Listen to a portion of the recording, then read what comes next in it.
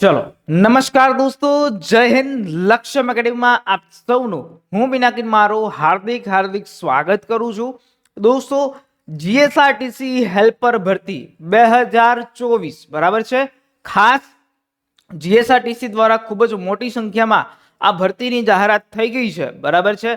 અને હવે આ ભરતીનો સિલેબસ શું છે એની ખાસ આપણે ચર્ચા કરવાની છે।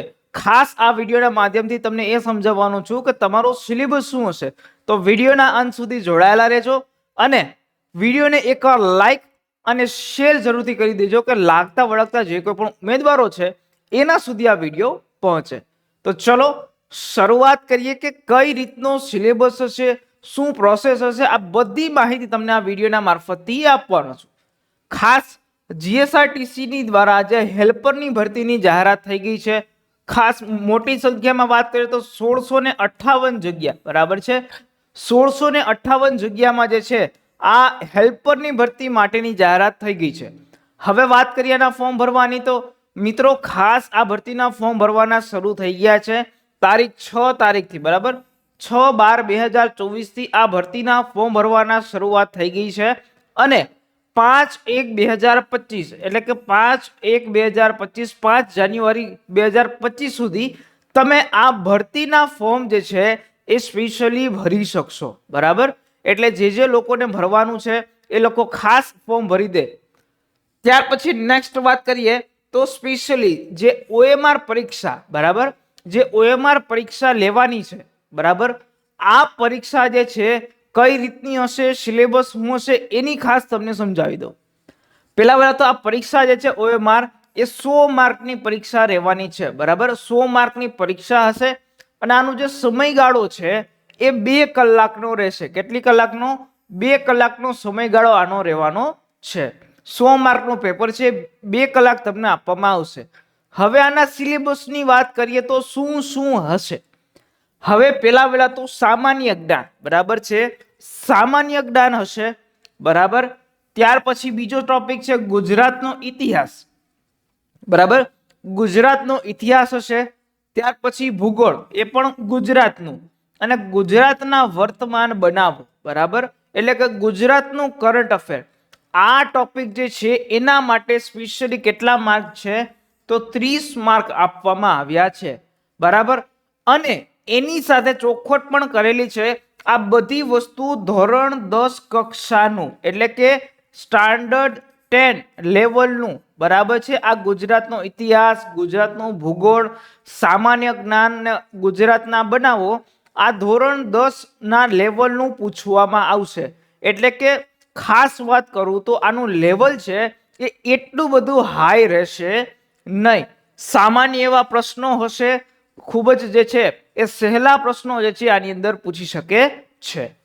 ત્યાર પછી બીજો ટોપિક છે એ છે ગુજરાતી વ્યાકરણ બરાબર, એ પણ ધોરણ 10 લેવલનું બરાબર, અને એ 5 માર્કનું અહીંયા પૂછાવાનું છે બરાબર। 5 પ્રશ્નો અને 5 માર્કનું આ ગુજરાતી વ્યાકરણમાં પણ ધોરણ 10 ના લેવલનું જે છે એ પ્રશ્નો અહીંયા રહેવાના છે।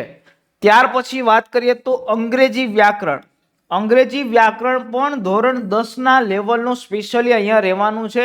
અને અંગ્રેજી વ્યાકરણના જે પ્રશ્નો છે એ 5 માર્કના અને 5 પ્રશ્નો અહીંયા રહેવાના છે બરાબર।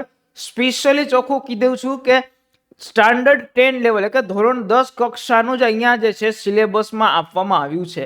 હવે એના પછી લાયકાતના વિષય વસ્તુને લગતા પ્રશ્નો એટલે કે ટેકનિકલ પ્રશ્નો, જે તમારી આઈટીઆઈ ની ટ્રેડ છે બરાબર, એ પ્રમાણેના ટેકનિકલ પ્રશ્નો અહીંયા પેપરની અંદર પૂછવામાં આવશે।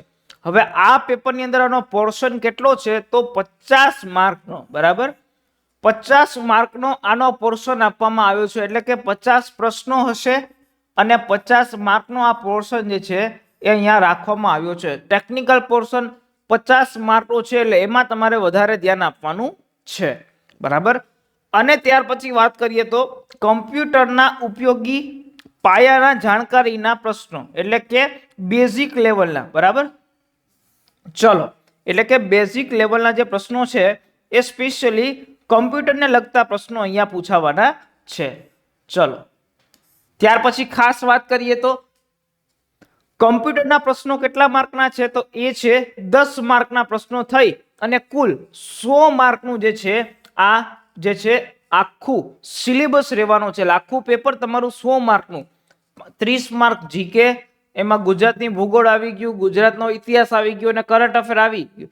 ત્યાર પછી 5 માર્ક ગુજરાતી વ્યાકરણ, 5 માર્ક અંગ્રેજી વ્યાકરણ અને એની સાથે 50 માર્ક જે છે એનું ટેકનિકલ પ્રશ્નો અને 10 માર્કના કમ્પ્યુટરના બેઝિક લેવલના પ્રશ્નોને લઈ ને કુલ 100 માર્કનું આ પ્રકારનું પેપર અહીંયા રહેવાનું છે।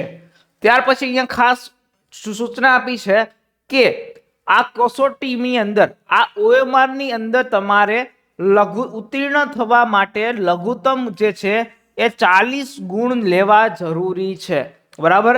એટલે કે 40% માર્ક તમારે અહીંયા લેવા ખૂબ જ જરૂરી છે, તો જ તમે આની અંદર પાસ થશો, તો જ તમે આની અંદર પાસ ગણાશો, બરાબર। હવે 40 થી ઓછા કોઈ પણ માર્ક હશે તો એ લોકોને નાપાસ ગણવામાં આવશે, એટલે કે એ લોકો ત્યારે જ આની અંદર બહાર નીકળી જશે।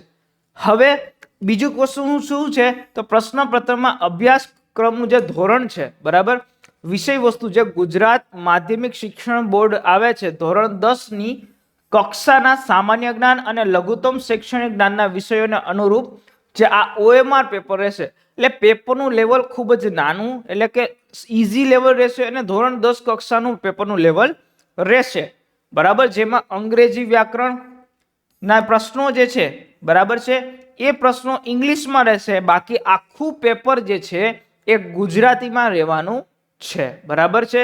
દરેક પ્રશ્નનો જે છે 1 માર્ક રહેવાનો છે અને સ્પેશિયલી અહીંયા તમારા પેપરની અંદર ઓલરેડી નેગેટિવ માર્કિંગ પણ હશે।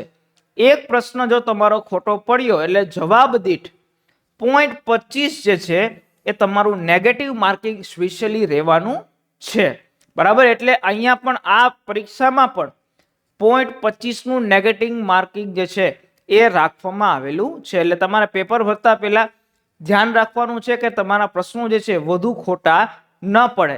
અને બીજી વસ્તુ મગજમાં એ રાખવાની છે કે મિનિમમ જે છે માર્ક તમારે 40 માર્ક લેવા જરૂરી છે, એટલે કે 40% માર્ક હશો તો જ તમે આ પરીક્ષામાં પાસ કહેવાશો, બરાબર છે। તો સ્પેશિયલી આ રીતનો કંઈક સિલેબસ જે છે એ રહેવાનો છે આ જીએસઆરટીસી હેલ્પરની ભરતી માટે। તો ખાસ આ વિડીયો આપણા માટે બનાવ્યો હતો કે શું સિલેબસ રહેશે એની સંપૂર્ણ માહિતી માટે ખાસ આ વિડીયો બનાવેલો છે। જો આ વિડીયો ગમ્યો હોય તો લાઈક કરી દેજો, ચેનલ પર ન હોય તો સબસ્ક્રાઇબ કરી દેજો। હવે મળીશું નવા લેક્ચરમાં નવા વિડીયો સાથે, નવી જાણકારી સાથે। ત્યાં સુધી મને રજા આપો। જય હિન્દ, જય ભારત।